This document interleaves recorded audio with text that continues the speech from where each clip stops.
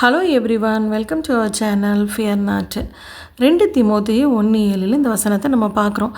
தேவன் நமக்கு பயமுள்ள ஆவியை கொடாமல் பலமும் அன்பும் தெளிந்த புத்தியுமுள்ள ஆவியை கொடுத்திருக்கிறார் அப்படின்னு சொல்லி, நம்ம எல்லா காரியங்களிலும் ஒரு தெளிவான சிந்தை உள்ளவர்களாக இருக்கணும். ஒரு இருமனமாக இருக்கிறதோ இல்லை குழப்பமாக இருக்கிறதோ வேண்டாம்.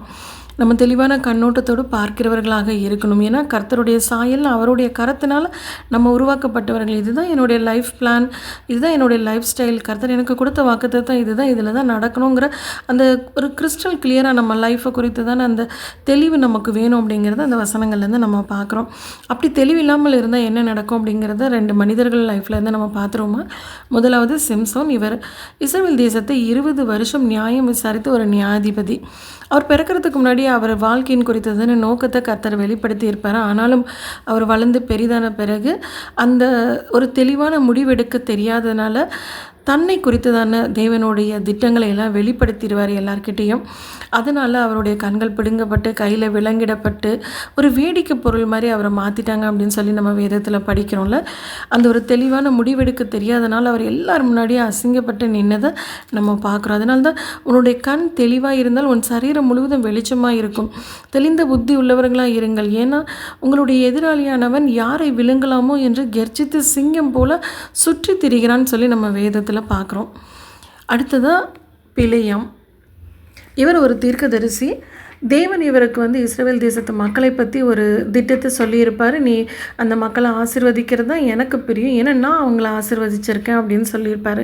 ஆனாலும் அந்த பீலியாமுக்கு அந்த தேசத்தை ராஜா கொடுக்குற அந்த பொருட்கள், உலக பிரகாரமான அந்த பொருட்கள், தங்கம் வெள்ளி, அது மேலே இருந்த ஒரு ஆசையினால் அவர் ஒரு இருமனமாக இருந்து தடுமாறினதை நம்ம வேதத்தில் பார்க்குறோம்ல.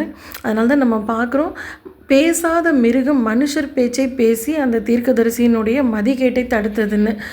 அவங்க ஒரு தெளிவான முடிவு எடுக்க முடியலைன்னா, மனிதர்கள் தெளிவான எடுக்க முடியலைன்னா, ஒரு விலங்கு பேசாத ஒரு அனிமலை கொண்டு கூட கர்த்தர் புத்தி சொல்ல வல்லமை உள்ளவராக இருக்கிறார் அப்படிங்கிறது இந்த வசனத்தின் மூலமாக நம்ம பார்க்குறோம்ல. இன்றைக்கி நாம் நம்மளை நிதானித்து பார்க்கலாம். ஒரு நாள் வாழ்வை பெரிதாக எண்ணி தங்களுடைய மேன்மையை இழந்தவர்கள் நிறைய பேர் அப்படின்னு சொல்லி நம்ம பார்க்குறோம். ஒரு உறுதி இல்லாத ஆத்மாவாக நாங்களும் அந்த மாதிரி இருந்துடக்கூடாது ஆண்டவரே. தெளிவான பேச்சை பேசுகிறவர்களாக இருக்கணும். எல்லாத்தையும் தெளிவான பார்க்குற அந்த பிரகாசமுள்ள மனக்கண்களை நீங்கள் எங்களுக்கு கொடுங்கன்னு சொல்லி கேட்போம். எங்கள் ஜெபம் பண்ணுறதுல கூட நாங்கள் ஒரு தெளிவோடு கூட ஜெபம் பண்ணணும். எதை கேட்கணுங்கிற அந்த தெளிவு ஞானம் எங்களுக்கு வேணும்னு சொல்லி கேட்போம்.